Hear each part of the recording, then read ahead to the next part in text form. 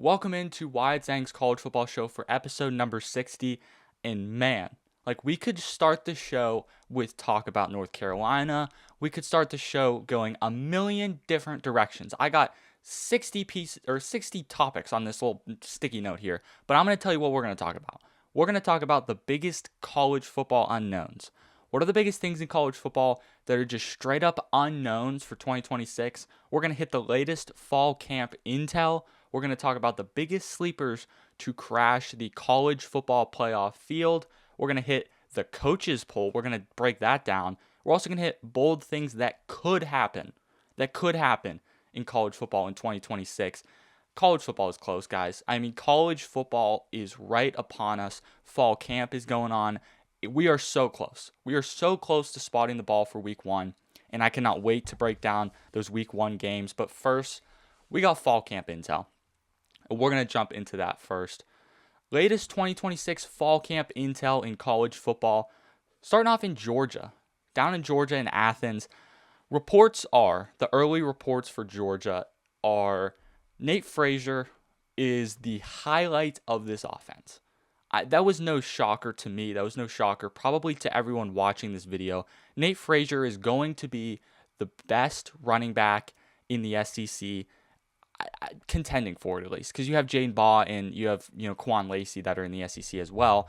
But I'm telling you, Nate Frazier is the centerpiece of this Georgia offense, and a lot of people down in Athens are looking at them and saying this guy's going to be one of the biggest pieces on our offense, along with Gunnar Stockton. Gunnar Stockton's kind of the focus, I guess you could say, of the outside world when it comes to Georgia. Is Gunnar Stockton going to get better? Is he going to get worse?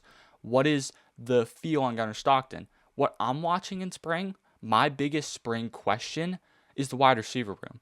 Now, I know Kirby Smart was asked this at SEC Media Days, and he said, I'm thankful for guys like you that are questioning this, that are bringing this up, because this makes me happy. It's going to, motivate these guys to get better. I'm all for that, but it's still a question.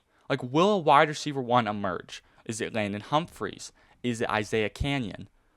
Who was going to emerge as the wide receiver one in this Georgia Bulldogs offense? Because we kind of need that.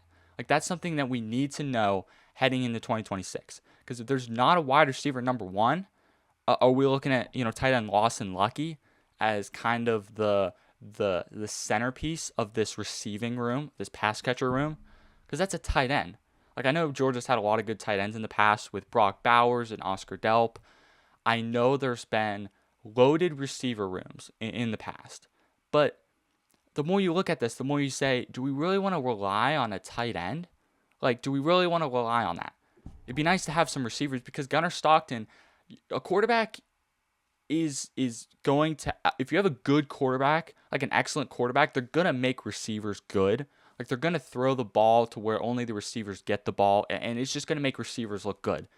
If you have a quarterback, in Gunnar Stockton's case, who isn't the best quarterback in the league, who isn't the best quarterback in college football, but is still a solid quarterback, he's not going to make bad receivers good. He's going to make good receivers good and bad receivers average. We need good production from this receiver room if Georgia wants to win a national championship. That's my take.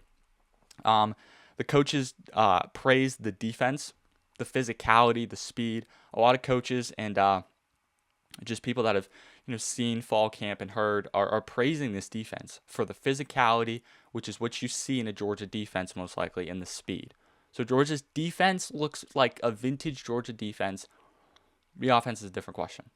Yes, Nate Frazier. Yes, Gunnar Stockton. But we need a better wide receiver. That's Georgia. Next is Austin, Texas. What are the Texas Longhorns looking like in fall camp?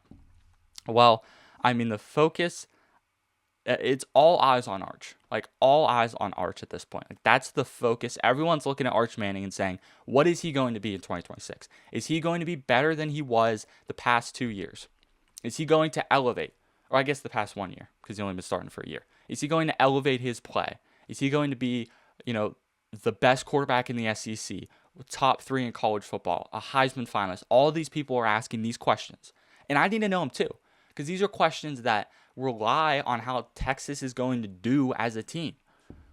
Is Texas going to be a playoff championship caliber team. Well, it kind of relies on Arch because you have Cam Coleman, you have a good running back room. But if Arch Manning doesn't work, it doesn't make any sense to have Cam Coleman if you can't get him the ball consistently.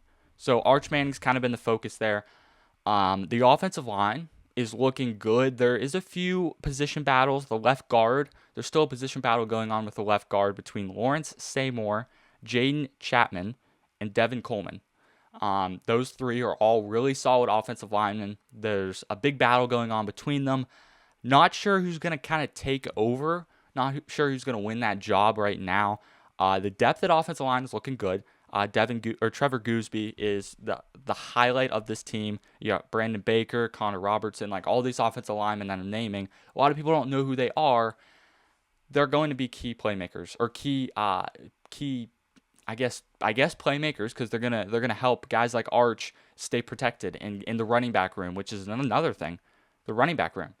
There is looks to be running back 1, Malik Brown, the Arizona State transfer, looks to be the starter.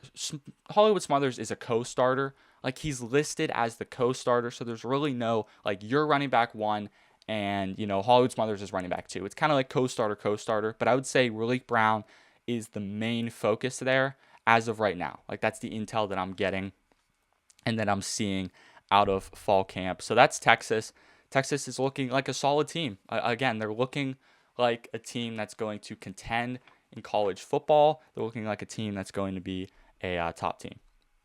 Miami, Coral Gables. What is the feel down there at the bottom of Florida? Well, it looks like the offensive line is still a bit of a question, but I'm going to reassure you about that if you're a Miami fan here in 1 second. The offensive line is a big question. Offensive tackle being the chief among them. They're relying on guys like true freshman Jackson Canwell, which is not the best of things to rely on true freshmen. Like we just got word that Ohio State Jay Timmons is going to be playing nickel for them. That's a true freshman. Like there's true freshmen that are having to take over big roles like here in Miami, especially on the offensive line. Like that's a brutal position to play. Like a lot of people don't give the offensive line the credit they deserve. The offensive line run the offense. Like if you do not have a good offensive line, you are getting nowhere. We saw it last year with Texas. You are getting nowhere if you don't have a good offensive line. So Miami has questions at tackle. How do we reassure ourselves that Miami's going to be okay? Mario Cristobal is the head coach there, in case you didn't know that. Mario Cristobal is the head coach, and he is an offensive line guru. We'll go ahead and say that. He's an offensive line guru. I have no question in my mind that Mario Cristobal is going to look at this team, look at this offensive line, and say, well, it just is what it is. No, he's going to get them right. Like, he will not make the offensive line the reason Miami does not contend for a national championship. Like, that's not going to be the reason. That is not going to be the reason. And Mario Cristobal will literally make sure of it. He will make sure of it. That's for sure. This is not going to be the reason that they're bad. That I can promise you that. Now, going back to the rest of the offense, Darren Mensah, Mark Fletcher, the rest of the offense looks incredible. Like, absolutely incredible. The wide receiver room is sneaky good with Malachi Toney, but there's depth behind Malachi Toney as well. So the offense at Miami looks good. If we get offensive tackle figured out, we're going to be good. We're going to be good in Miami. The depth grade, I did want to mention this. The depth grade for Miami, this is via CFB Depth, by the way. There's a great website. I absolutely love them. I use them for almost everything I do in terms of depth charts and roster breakdowns. They're listed at a D+ at offensive line depth.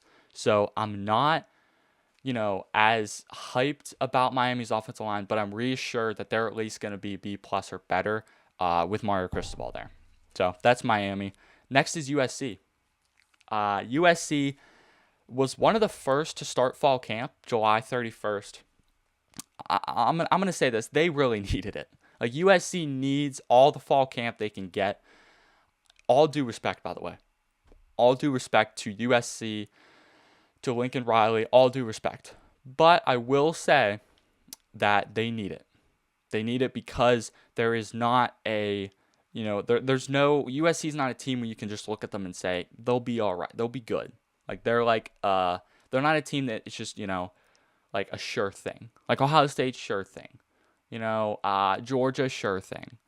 Miami's starting to be a sure thing. USC is not a sure thing. Like USC, we are having them under a microscope and just looking at every single thing in fall camp, all the intel we can get because they need it. But looking at this team, I'm looking at this depth chart and these notes on USC's fall camp, and I'm seeing a lot of good. Like Jade Maiava, for number one, if USC is going to be good, Jade Maiava has to be great. He has to be great. And Jade Maiava looks to be really freaking good. All right? He looks to be really good. I could not praise Jade Maiava more. And this wide receiver room is kind of an unknown. It's an unknown, but it's not like there's no one there that can be good. Like there's, Tanook Hines, who's currently questionable dealing with some injuries, but I think he'll be okay. I think he'll be fine. Tanook Hines is there. Terrell Anderson is also there. There's no big standout name. Like, is Tanook Hines going to be the next Makai Lemon? Probably not. Probably not. There's also, you have to replace Jacoby Lane. You have to replace your top two receivers. That's a lot to replace. So the unknowns at wide receiver still kind of continue. The running back room is where I see the most production on this offense, aside from maybe Jade Maiava. They have a duo of Wayman Jordan and King Miller. That is a great duo. I love that duo. I know Wayman Jordan is questionable right now, but I think he'll be fine. And if all else fails, King Miller's there. Like, what a name. King Miller is there. Wayman Jordan, that's going to be a great running back room for USC. So I have some questions, but I don't have as many questions as maybe I did last year for USC. All right. Lastly here, I wanted to touch on some QB battles to watch. This is still the fall camp segment. I wanted to touch on some QB battles. Florida. It's the latest on the Florida quarterback battle. Tramelo Jones and Aaron Philo going after it. That's a quarterback battle to watch for sure. Aaron Philo is looking like he's slinging it right now. I'm getting word that, there's reports everywhere. You can go look it up. But we're getting reports that Aaron Philo is slinging that ball just a little better than Tramelo Jones. Now, Tramelo Jones is the more of an athlete, and he gives you more upside. But Aaron Philo is slinging it. Like, he's not backing down from this quarterback battle. Tennessee's a quarterback battle to watch. Faison Brandon is there. George McIntyre. I'm super high on both of those guys, but I think Faison Brandon, for my money, is going to win the job there. Alabama, last but not least, Austin Mack and Keon Russell. This has to be one of the more closer battles, like probably the closest battle in these three.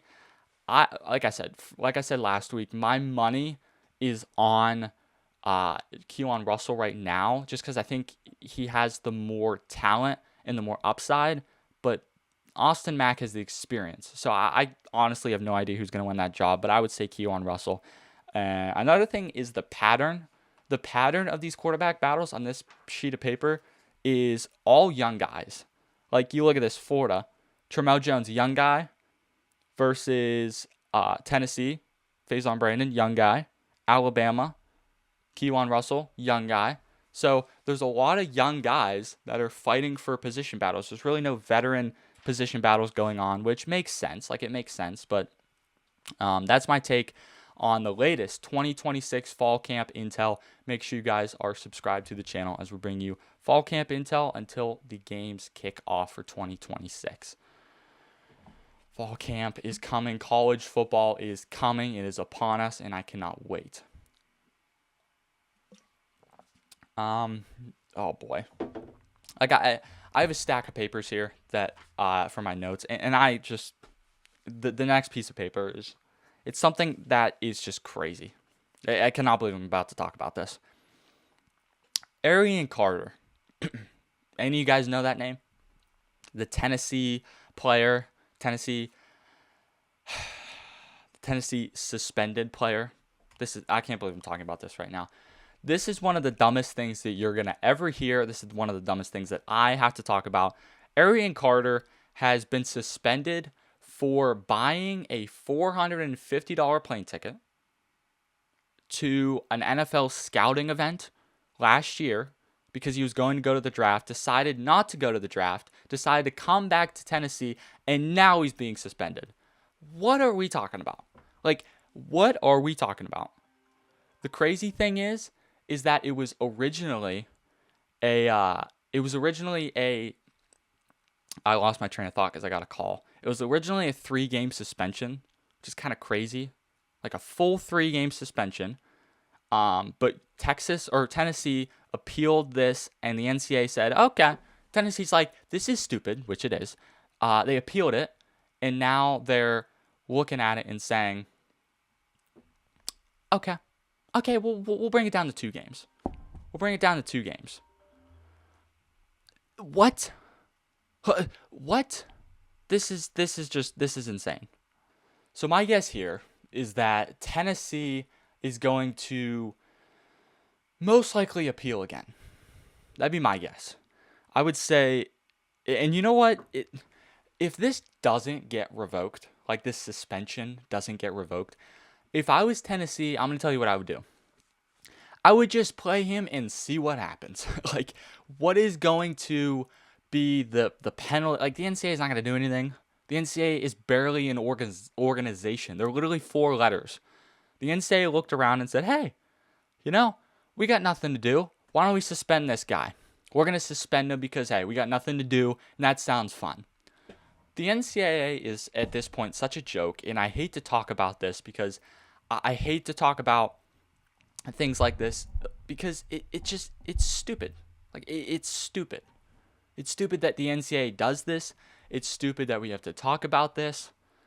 And it's not getting any better because the NCAA does things like this that very rarely does the NCAA do something where it's like, okay, that makes sense and that needed to happen. Very rarely does that happen. Most of the time, it's the NCAA. We're questioning the NCAA and being like, what is going on? So that's my take on the Arian Carter suspension. It's dumb that we're talking about this. This should not be a thing that's happening, but it is. It's a thing it's reality, Wake up, it's reality. Wasn't a dream. So, yeah, that's my take on the Arian Carter stuff. Let me know in the comments if you would agree with that, which I guarantee very many, if not all, or if not none of you would agree with that. That'd be my take. So let me know down below what you guys think of that Arian Carter situation. Complete joke, in my opinion. Complete joke. And yeah, let's just move on. Coaches poll, top 25 by ESPN is out. And boy, do I have some thoughts on this. This poll is known to be, I have a graphic that I'll put on the screen here. I'll put the top 25 up. This poll is supposed to be an early preview of what the AP poll is going to look like. If the AP poll looks like this, some things are good, some things are really bad. So this is a very mixed bag. I'm going to show you here on the screen right now. This is the coaches poll, the preseason coaches poll rankings. Looking at this right now, we'll start at the top here. Ohio State number 1. You would look at that and say, oh, that's not bad. Ohio State at number 1 looks pretty, relatively good. Oregon 2, Georgia 3, Texas 4, Notre Dame 5, Indiana 6, Miami 7, A&M 8, Oklahoma 9, Ole Miss 10. Okay, looks pretty solid. That's similar to what I would have, similar to what most people have. Alabama 11, Texas Tech 12, USC 13, or LSU 13, USC 14, BYU 15. No complaints in the top 15. No complaints. Michigan 16, Penn State 17, Tennessee 18, slightly high. Washington 19, SMU 20. Okay, not too much in the top 20. Utah 21, Iowa 22, and this is where things go absolutely berserk. You're telling me, looking at the preseason, that Clemson Tigers are a top 23 team in college football? I don't know who did. I don't know what coaches are involved. I guess they're all involved in this. I don't know who put this together. I don't know who looks at Clemson and says that's a top 25 team. I don't think Dabo would say they're a top 25 team. And I'm going to be completely honest with you. Dabo's the head coach at Clemson. I don't even think he would say that. I don't even think he would look over and say, we are a top 25 team. I don't even think he's saying that.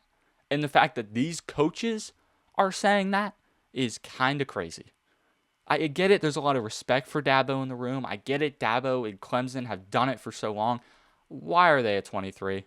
Why are they at 23? I know this is a coach's poll, but come on. The next point is kind of a very low, like it's not like a big deal. Like this is not a big deal. The next thing I'm talking about, Miami. I think Miami's slightly low, but that's not a big deal. Like, it's not a big deal. Miami could go higher. I think a team like Alabama could be slightly high. Maybe Tennessee's a little high. I don't think Tennessee's a top 18 team quite yet, at least. Maybe Washington's slightly high. They got the potential, but they're not quite there. Penn State, you could argue they're high, but it's okay. Like, I think that's around where I have them. So overall, this isn't the worst poll in the world, but Clemson at 23 just doesn't make a whole lot of sense to me. Like, if that makes sense to you, let me know in the comments below, but it doesn't really make a whole lot of sense to me. So let me know if you would agree with this poll, if you disagreed, because I'm going to be honest with you, I don't think I agreed with this at all when it comes to Clemson. But the rest of the poll's fine. Like I said, the top 20 is okay, needs some work, but relatively this isn't the worst poll in the world, that's for sure. So this is my reaction to the coaches poll for top 25. I mean, the fact that this is here just signalizes that the college football season is right around the corner, and I have no complaints about that. Well, there goes the coaches poll. We can take that and put that down there. It still boggles my mind that Clemson is up there. It just doesn't make a lot of sense to me. I don't know what people are seeing in Clemson, but hey, I will never know. Next up is some bold things that could happen in 2026 in college football. What are the boldest things that we're not predicting? We're not predicting these to happen, but these could happen. Like these 100%, we could see that and go, okay, that's bold, but that could happen. What are some things in college football that could happen? Starting off with Miami. What if Miami just straight up misses the college football playoff? Like that is something that could happen. It's bold to predict that, but that could happen. Like, the ACC is, deeper than, what if the ACC is deeper than we think? What if it's just pure chaos? What if it's, SMU's good? Cal with Jaron Chiavi-Sagapolitelli is good. What if Pitt with Mason Heidschnell just, gets up there and they're good? NC State with CJ Bailey. What if they're a decent team? What if Florida State and Mike Norvell figure it out this year? Like, what if Louisville and Lincoln Kienholz just all of a sudden rip off a good year? All these things that are questions and probably won't happen. What if all those things happen? What if you're looking at a Miami team that's just caught up in the mix of crossfire, and they're looking at them and they have, 2 losses, plus they lose to Notre Dame, or they have 1 ACC loss, but they also lose to Notre Dame. Like, I'm going to read you their schedule. Miami has to go at Stanford versus Florida A&M, at Wake Forest, Central Michigan, at Clemson. What if they drop the Clemson game? Let's say they lose to Clemson on the road. Let's say, FSU. Probably you're going to beat them. What if Pitt? What if Pitt comes to your town and they pull off an upset? You're at UNC. Notre Dame? What if that's a straight up loss? You got Duke, Virginia Tech. What if Virginia Tech upsets you out of nowhere? And then you're ending there with Boston College. Like, that schedule is setting up for some upsets that could happen. Not that I'm predicting them to happen, but what if the ACC is just pure chaos? Miami gets caught in the crosshairs and misses the college football playoff. Could definitely happen. My next one is USC. What if USC just straight up won the Big Ten? Like, you ever think about that? Like, what if USC straight up said, you know what, we're going to win the Big Ten, and they did it? Like, what if Lincoln Riley finally puts together a complete football team, defense and offense and special team, and they're just all combined into one? What if he does that? What if he puts together a solid football team, full football team? Then you're looking at USC winning the Big Ten. And if that happened, that means they're getting a first-round bye, they're in the college football playoff, and every question about Lincoln Riley turns into a check mark. And that would be crazy if that happened. I mean, what if the defense takes a step up? The quarterback room is elite. What if wide receivers start to emerge? What if all that happens? Now, their schedule is kind of tough. Their toughest games are Oregon, at Penn State, Ohio State, at Indiana. But, I mean, just saying, What if you pull off some of those wins? What if you pull off, what if you beat Penn State? What if you pull off a big win at Indiana? And then what if you beat Ohio State or Oregon? I mean, all this takes is for USC to literally go 11-1, maybe 10-2, depending on how it shapes up. Like if USC could go high end 10-2 and make the conference championship. Like what if they beat Penn State and Indiana but lose to Ohio State or Oregon? What if Ohio State finds a way to lose in 3 games? Or what if they beat Ohio State, beat Indiana, but lose to Penn State or Oregon? Then you're looking at a team that has the tiebreaker win over Ohio State. Say Ohio State loses to Texas, or let's say they lose to Oregon or something. Then you're looking at a tiebreaker which then goes to USC. So just a lot of things that could happen. Not saying they're going to happen, but could happen. And USC winning the Big Ten is not impossible, but it's a bold thing to see, and that's what we're talking about. Bold things that could happen in 2026. Next, what if Notre Dame straight up misses the college football playoff? Similar to Miami, because these are two teams where we're looking at them and they're like, well, they're not in a tough conference or not in a conference at all, and they don't play a tough schedule. I mean, Notre Dame has at BYU versus Miami and versus SMU. But bear with me here for a second. There's very little room for Notre Dame as an independent. So, Notre Dame could lose a game and still make the college football playoff, right? Like we can all agree on that. But can they lose 2 games to make the college football playoff? I'm going to say no. I'm going to say they can't lose 2 games to make the college football playoff because you look at their schedule, they have to go at BYU, which, what if that's a loss? What if that's a loss? You have to play Miami. What if that's a straight up loss? You have to play SMU. Let's say you win that one because that's going to be the easiest of your tough games on your schedule. There is no guarantee of a playoff berth from Notre Dame. There's no guarantee of it. Now, we expect to see it. Zero guarantee of it, though. Zero guarantee. Next up is what if there's only 2 SEC teams that make the college football playoff in 2026? Anyone? Any takers? How does this happen is my question. Well, the conference, let's just say the conference kind of beats itself up.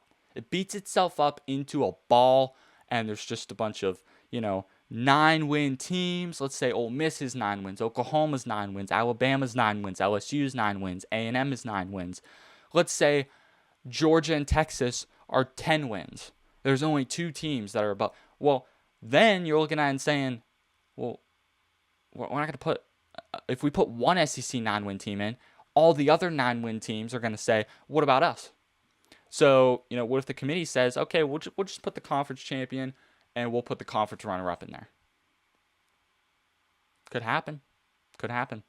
So that's my kind of predicament for the SEC. If only 2 SEC teams or less make the college football playoff. So those are my bold things that could happen in 2026. Not saying they're going to happen, not even predicting them to happen, but those are some things that could happen in 2026 that aren't too crazy to see.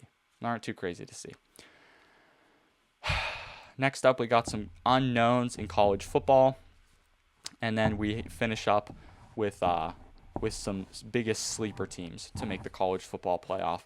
So let's continue to dive right in. Good pace on the show, by the way. I mean, I thought this show was going to be over an hour, and we're like a half hour in, and we're making good pace. That's all I can say. Making good pace. What are some unknowns in college football? What are the biggest unknowns in college football heading into 2026? Let's start off with the entire Big 12. Like, I'm going to call it as it is. I'm going to call a spade. The entire Big 12 is a complete unknown in 2026, and you cannot tell me otherwise. Like, you can't sit there and say, the Big 12, it's Texas Tech and BYU. No way it's not. The entire Big 12 is an unknown because there's really no clear favorite. Like, if you look in the odds, Texas Tech, and then there's like Texas Tech, and then there's a drop, and then there's BYU, and then there's a big drop. And then it's like Houston, Utah, Arizona State. It's all those teams. But there's really no team where you look at the Big 12 and say, I bet everything I have, my house and my entire car and all my money, that this team's winning the Big 12. There's zero team that you would do that for. because it's the Big 12. We saw Arizona State a few years ago be the last team in the rankings, 16, and they won the conference. And they went to the playoff. And they got a first-round bye. And they almost beat Texas to go to the semifinals. Like, the Big 12 is an unknown. Because I'm going to tell you, Arizona is a Big 12 caliber championship team. Arizona State, Kenny Dillingham, never count them out. Texas Tech, obviously. BYU, obviously. Utah, Morgan Scalley. Devin Dampier returns. Morgan Scalley's been in the system, so he's not like a new head coach. Houston, Willie Fritz. Connor Wigman. What if Kashawn Henderson play, or whatever his name is, Kashawn Henderson, I think, plays at quarterback? Oklahoma State. What if the Eric Morris North Texas 2.0 works? Drew Messamaker has another 4,000 or whatever yard season that he had last year. Baylor. What if Dave Aranda and DJ Lagway mesh and figure it out? More unknowns. Like, all it takes is a few upsets. Just a few. Maybe Texas Tech loses 2, and, maybe BYU loses 1 or 2. Then you're looking at a really big gap in a really big mish of teams of just Arizona State, Baylor, Texas Tech, Utah, Oklahoma, Houston. You're looking at this big bunch of 9, 10-win Big 12 teams.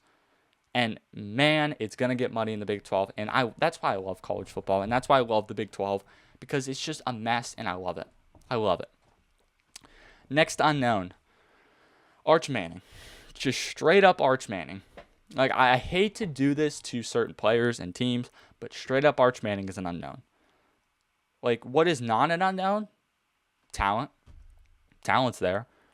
But the expectations are high. The expectations are really high, and every move Arch Manning makes at Texas is judged. It's under a microscope. Arch sits down the wrong way to Chipotle. People are like, did you see what Arch did? Did you see what happened with Arch? Arch, goes to his house and goes to bed an hour early. What's going on with Arch? What's going on? Something's weird lately. Like, I know everyone has high expectations for Arch Manning, and everyone is like saying, "Oh, did you see what happened to Arch at this practice? What's going on with Arch? Arch looks good. Arch looks bad." We get it. Arch is the highlight of college football, and we just don't know. Like, he's an unknown. We don't know whether he's going to be really good, really bad. I could see a season where both things happen. So he's an unknown. I see a breakout season, but I also see an underwhelming season with Arch Manning. So he's kind of an unknown. Most people put, a lot of unreal expectations on Arch Manning, and I wouldn't do that quite yet. Next is Alabama. Alabama's an unknown. Their quarterback and offense are just super young, and I just don't know. Like, they're replacing a lot of NFL talent. They have a super, super young roster. Like, a super young roster when it comes to the quarterback position especially. So let's say Keelan Russell gets the starting job. It's his first time he'll ever start. It's the first time Austin Mack, if he won the job, that'd be the first time he would ever start. So there's a lot of unknowns, a lot of questions surrounding both these teams, and it makes me sit here and wonder who's going to win that job, and whoever does, it's an unknown. Whoever wins that job is still very much unknown. And I get it. People are looking at them and saying, well, if this happens, and that happens, this happens. It all could work out, but it all could not work out because of the youngness on the team. Experience matters in college football, and there's not a lot of experience on this Alabama team on the offensive side of the ball. Now, my question, how quickly does the young talent, grow and mature? Like, how quickly can they work together as a team? So that's an unknown, is the Alabama offense. Second unknown, what if there's no dominant team in college football? I saved it for the end because this one is the most outrageous one. What if there is just no dominant team? There's no team that takes over in college football. There's no team that you look at and say, man, that team's going to be good. What if there isn't that? What if Ohio State, Oregon, Texas, Georgia, Notre Dame, Miami, what if they just beat up on each other? What if Georgia and Texas just get sucked into the SEC and there's chaos there? What if Ohio State loses 9 games or loses 3 games because of their tough schedule? What if Oregon, drops one randomly to a team that's What if they just randomly drop one to an Indiana or a USC? What if they randomly drop one to USC? What if Miami just does what they normally do, which I hope doesn't happen, but what if because that's my national championship pick, but what if Miami just drops an ACC game that they shouldn't drop? They lose to Notre Dame. What if Notre Dame drops the game to BYU? You're sitting there saying, at the end of the year, saying, wow, there's like 10, 12 teams that could legitimately win the national championship. And that right there would just be incredible, and that is what I'm rooting for. I mean, that is what I'm rooting for. 2007 all over again. I am here for it. So that's a big unknown. If there's just a bunch of, 10, 9, 10, 11 win teams in college football. What if there's a bunch of just 10, 11? There's no team that goes undefeated, no team that separates themselves from the pack like Indiana did last year. What if we don't have that? So that's a definite unknown for college football in 2026. Next is the sleeper teams to crash the college football playoff field. This was a fun segment to put together, by the way. So last segment, by the way, for the show. So if you have not subscribed and you're watching, let's say you're watching this when it's live, let's say you're watching this the next day, just make sure you're subscribed. Just make sure you are subscribed. We will dive right in. What are the biggest sleepers to crash the college football playoff field in 2026 that no one is really expecting? Now, these are far-fetched, I understand. These are going to be kind of, ones that you look at and say, there's no way they make the playoff. Well, that's the point of this. That's the point. The point is that you don't see it. It's in Indiana, where you look at them and say, how the heck did they go undefeated and win the national championship? That's what this is. You're supposed to not know who they are and supposed to doubt them, and then it happens. So, starting off with the number 1, UCLA. You might look at this and say, that's the dumbest thing ever. UCLA ain't making the playoff. No chance. That's the point. That's how I would respond to you and say that's the point. UCLA is quietly putting together a quite competitive roster. Quite competitive. Don't doubt them. Do not doubt USC or UCLA. They're putting together a competitive roster. Nico Iamaleava's there. I like what he's doing. Bob Chesney's there. Love what Bob Chesney is doing. Oh my gosh. Bob Chesney is secretly just building that program without anyone knowing. So this is a very overlooked team. And this is where things get interesting. This is where things get very interesting. Here's their toughest games. At Oregon, at Michigan, and USC at home. Straight up, what if they just go 10-2? 10-2 can make the college football playoff, guys. They don't play Indiana. They don't play Ohio State. Let's say they lose at Oregon. Let's say they beat Michigan, which is very possible. And let's say they lose to USC. That's a 10-2 football team, guys. It's a 10-2 football team. Let's say they just take care of business against the other games like the Marylands, the Michigan States, the Rutgers of the world. Let's say they, take care of business against those types of teams. You're looking at a UCLA team that has a legit shot to make the college football playoff, and if all else fails, be a 9-win top 25 team. So watch out for UCLA. Do not be shocked if that happens, because I certainly won't. I'll be like, yep. Told you so. I'm not the type of person that would go told you so on the show. Oklahoma State, what about them? They could make a run. Oklahoma State is a brand new team, North Texas 2.0. What if they're similar to the last segment we talked about? What if there's just no just dominant team in the Big 12? What if you're looking at the Big 12 at the end of the year saying, Texas Tech isn't dominant. BYU's not dominant. Houston, Utah, Arizona State. Oklahoma State could win the Big 12, or at least make it to the Big 12 championship. So Drew Mestemaker, what if he just has another big season? The guy threw for 4,300 yards, 34 touchdowns to only 9 picks. I know it's G5 level play, but that's incredible. That 4,300 yards. That was the most in college football last year. I'm 99% sure.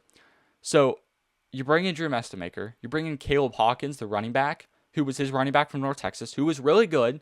Don't overlook him. Wyatt Young, the North Texas wide receiver. That guy's really good. Do not overlook him. That's for sure. defensive line, the depth for their defensive line via college football depth is an A+. Like an A+. Now, their DB depth is listed at an F-, so there's some concerns there. But the team and the defense looks pretty solid, mixed with an electric offense, just equals a good team. That equals a good team in 2026. So Oklahoma State definitely has a chance. Penn State, what if Penn State pulls it off? This is almost purely schedule related. Like, if I'm being honest, this a lot has to do with their schedule. I'll be honest. Their schedule is relatively easy. Like, their toughest games are Michigan, USC, and Washington. So, let's say they lose to Michigan and USC and beat Washington. They're 10-2. They're either on the fringe. Let's say they pull off a Michigan or USC win. Then they're in the playoff at 11-1. So, I see an 11-1 year for Penn State. I also see a 9-3. I also see an 8-4.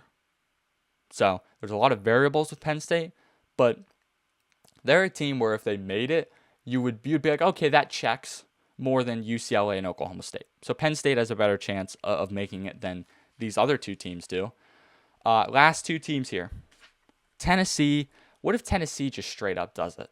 Like, what if Tennessee, I know they have a very young team and there's quarterback unknowns, but what if Faison Brandon gets the job and just breaks out as a freshman? Like, has a complete breakout season and just goes out there and balls out and is just like a freak athlete like he is and just plays unbelievable out of his mind.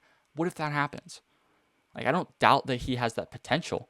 If he does that, I think Tennessee could be one of the better teams, or one of the better,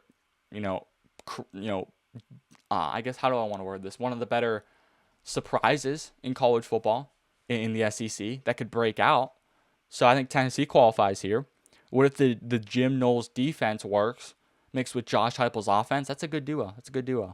Last but not least is Nebraska. What if Nebraska just straight up with quarterback Anthony Calandri just straight up figure it out?